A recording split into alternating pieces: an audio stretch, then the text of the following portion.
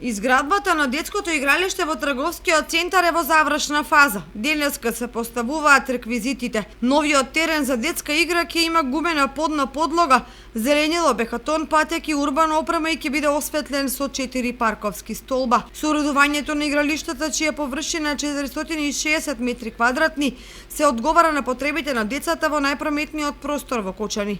Изградбата на ова детско игралиште се наметна како еден вид завршница на реконструкцијата на трговскиот центар, кој од пролетва е со нов плочник, осветлување, урбано зеленило и комунална опрема. Веќе се готови игралиштата во Грдовци, на улицата 1 мај, во Белското мало и во населбата Драчевика и социјалните згради. На малата инсталација според ветеринарната станица ќе биде поставен нов асфалтен слој на теренот пред стамбените згради.